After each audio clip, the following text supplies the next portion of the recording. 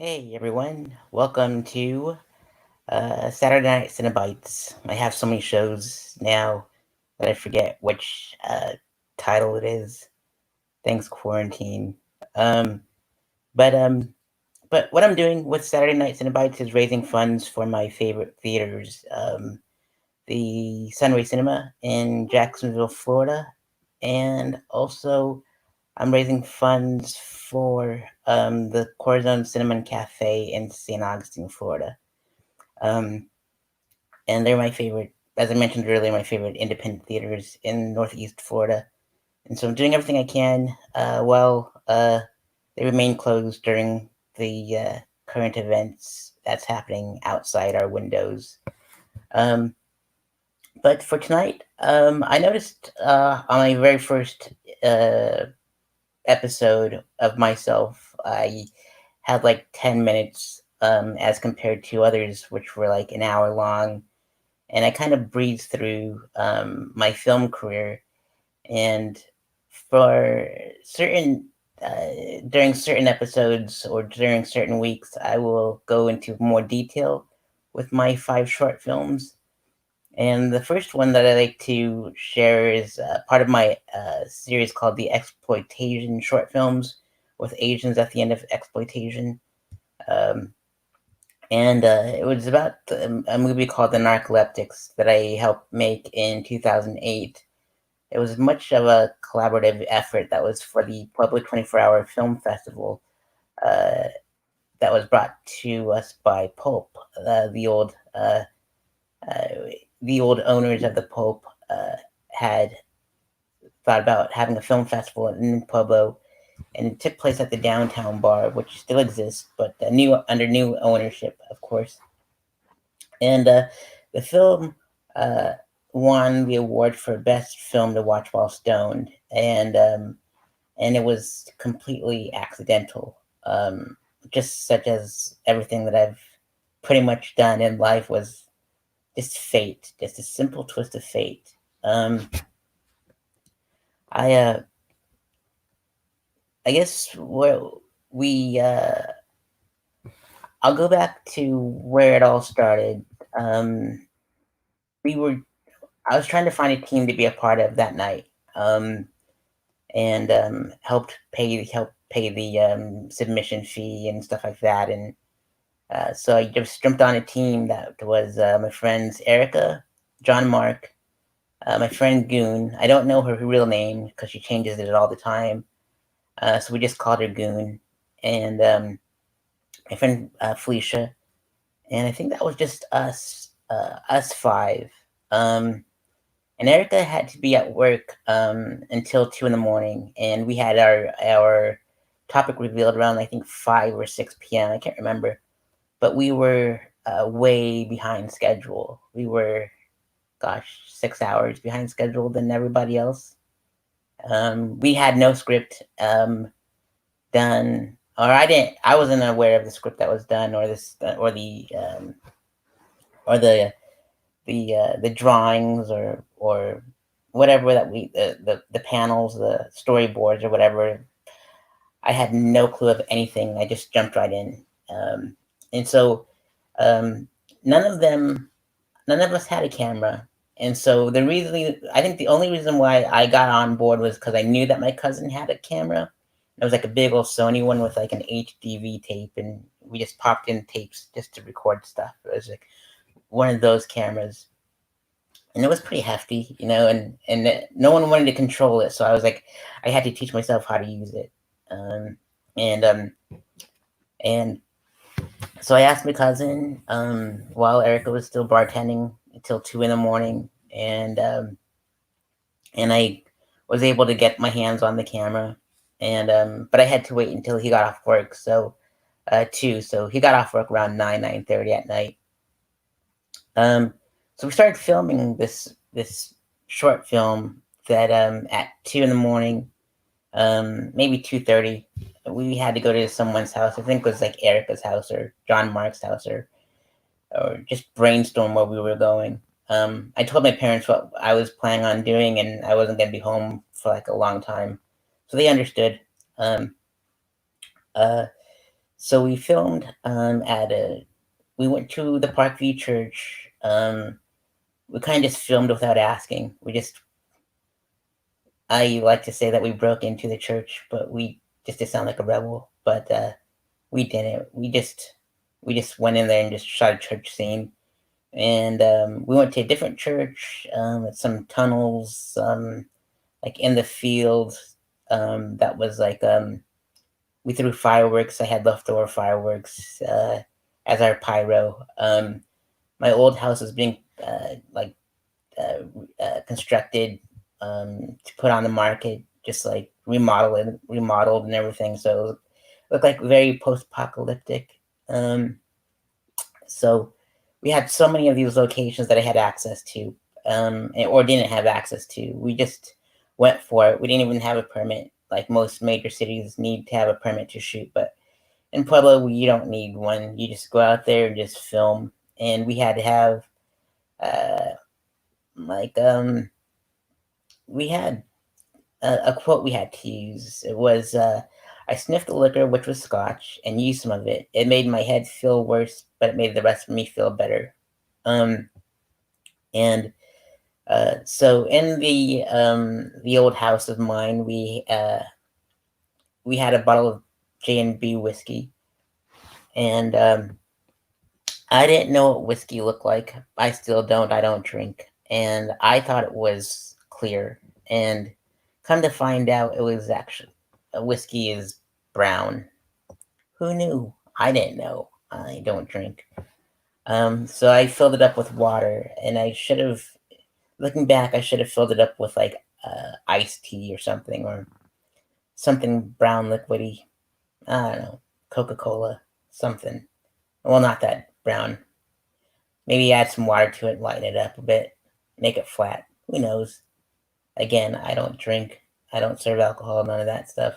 Um, but anywho, we uh we my buddy John Mark just walked up the stairs stumbling as a preacher or priest, pastor. I'm not really familiar with the religious lingo because I'm not religious at all. But uh, so he made his way there and poured some in his hand and put some on his face and drank some of it. And I'll be sure to put the movie in the description box below. Let's see here. But all in all, with all the location, with all the stuff, it took us 12 hours to complete it. We had 3 hours of sleep. Too. So I remember going home at night around 9 p.m. Or 9 a.m. And I just had 3 hours of sleep, and I said we need to shoot some more. Um, so because we didn't know how to edit, and we didn't have any wires to plug it into computers, we did everything in our power to make it work. Um, Um, my cousin was at work, so we couldn't get any wires from him. So he went to the college, and they were locked, and so we couldn't use any of their equipment in their studios. So we're like, what do we do? So I had a great idea of like saying, why don't we just record over scenes we don't need anymore? And and that's exactly what we did. But what we didn't know, we just so like from noon to like close to like 4, we just shot more scenes over stuff we didn't need and that didn't make sense or whatever. Just doing what we can as best as we could, and we didn't watch the film at all. So I remember one time uh, in that period of 12 to 4 ish, or before the deadline happened. Um, there was an original set of credits on John Mark's computer, and we couldn't, um, you know, plug the camcorder into put it on the tape. There was no way, or vice versa, and edit it on his computer. So I held the camera onto my just I just held the camera, faced it towards the screen there, and we just played the opening credits, and that's how we filmed the opening scene.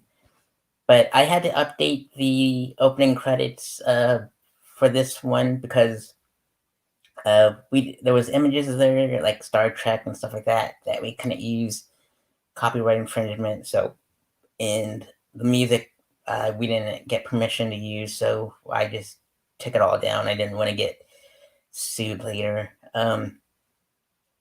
There was a scene in John Mark's basement with Felicia and I, or me, or myself, or however you wanted to say it. And she used a curse word that startled me, and I used the curse word back. And I don't usually curse or use curse words. So when you see the scene where I die in the movie, she was laughing, and it caused me to laugh because of the whole curse words, and it sounded like she was crying, but we were just laughing. So definitely give that a look see. What else? The entire budget of the film was $25. $15 went to gas, $6 went to energy drinks, Spike and Red Bull to be specific, and $4 went to a shooter of JB whiskey. And when we were at the gas station on Highway 50 in Pueblo, it was the one close to McDonald's. So it used to be like the Diamond Shamrock, or I don't know what it is now, but it was close to McDonald's. In the bathroom, John Mark said, "Why don't we take that paper towel, or one of them, and fold it and make it look like a clerical thing for like the priest's thing?" So that was before the church scene, and that's how he got the clerical neck thing for the church scene. And in that church scene, it looked like he was possessed because of the reflection on the glasses. And there was I said action, and that's how you know that we recorded over stuff we didn't we recorded over stuff that we weren't aware of, and you can hear me say action and stuff in that scene. And we left that part in there. We had no idea it was still in there when we showed the film at the film festival, but people seem to love it, I guess. So I forgot to mention that we went to the Cherokee. I think it's the Cherokee plant there. I think it might be. I think that's what it's called. Comanche plant. There we go. And it was like 4 o'clock in the morning or something like that. I'm bouncing around because I'm just like trying to get all those thoughts and stuff. And there was a car coming in, and John Mark was like, "Oh, shnikes." I'll just say shnikes instead of the other S word. And he goes, shnikes, we got a car coming, and there was a car heading our way. And so we had to finish that up. And the reason why we had that was because like there was the background story of that is there's smokes coming through the pipes, and there's like this disgruntled employee that was working there, and he put like some sleeping powder into those pipes somehow, and it made the whole town go to sleep, and that's why we called it the narcoleptics. And it was supposed to be like a sci-fi film or a horror film or along those lines, but it turned out to be a comedy. And because of the poor editing software, editing that we did, and so it brings back a lot of memories. I mean, I can't believe that short film was 12 years old. To be honest with you, let's see here. There's a radio scene in the movie that was my idea to do this because the radio was off and we wanted to have like a news flash and everything. So I had the camera facing the radio, and I had Felicia talk next to the camera, so it looked like there's a news flash coming in from the speaker. And I'm a bad director. I'm a horrible director, horrible editor at the time. I'm just horrible at everything as a filmmaker. I'm not claiming to be a filmmaker, I guess, but I'll say amateur filmmaker. Still am. But I think it got better over time. Practice makes perfect. But I whispered go, and she read it and she talked off camera and the radio was off, as I mentioned earlier. Um, and we had no time to memorize the script or anything. Um, and so there's another scene in the movie where I was filming this painting that had a windmill with fire in the on it too, and whatever. And Felicia was my narrator still, and you can hear the pages of the script being turned as she read it, and it's pretty hilarious. Like, so you got to really like put on your headphones or something, or you might just be able to, if your ears are still good, you can hear the pages being turned. Maybe pages. I can't even remember. Like we hadn't. I'd say like 95% of the movie was improvised. Well, fine, 98% was improvised, and 2% of it was scripted. But it was pretty awesome. Let's see here. Uh, yeah, it was the official selection of the 2008 Pueblo Pulp 24-hour film festival. There was more of the scenes in the movie because we recorded over like a decapitating scene and a car accident scene and just other stuff. And so that is going to be the next topic of if another filler episode of Saturday Night Cenobites, where I called it the not so exciting conclusion to the narcoleptics. So we screened it at the downtown bar with the fans and the other filmmakers.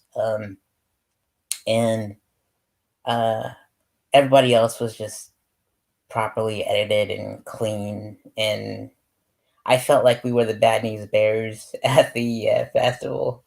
But, we did our best. We plugged the camcorder straight into the projector and pushed play after rewinding it, and we got to work. We were panicking too. We were panicking big time, but it was the whole crowd loved it. I think John Mark was still ashamed because we didn't get best director, best actor, nothing like that. Um, there was other cheesy awards that were given that night, but we ended up walking with best film to watch while stoned, and I tried to give the award to the other people, but they were like, "Nah, we don't want the award." And it broke my heart. And I'm like, you know what? If none of you guys want to claim this movie as yours, I'm claiming it. And then after all, I brought the camera, and a lot of the stuff was like my idea, except for like the storyline, with the whole editing and the angles that were being shot and stuff like that. And they really loved my death scene in the movie. They thought that I deserved Best Actor or an Oscar for it. And I remember one of the customers was like, "When are we gonna get a sequel?" And I was like, "Well, whenever the next one is gonna be." And so the following year, after we won the best film to watch while stoned, uh, I my thanks speech was thanking Clive Barker, as he was. It was like it was the film that I made before I moved out to LA to pursue my summer internship to graduate college, and I gave Clive a copy of it, and he was like, "That's a nice piece of work, young man," and I'll never forget those words that he said about the film. So that's good stuff. And to answer the lady's sequel question, we did make one the following year called The Insomniac. So whenever we have another filler episode for Saturday Night Cenobites, I'll talk about that after we talk about the not so exciting conclusion to the Narcoleptics in 2008. So The Insomniacs, well, you can watch it on my YouTube channel, so you can watch it beforehand. In fact, I'll put all three of those movies in the description box below, so you can take a look at those movies in advance. But as I mentioned earlier, I'm raising funds for the venues and small businesses.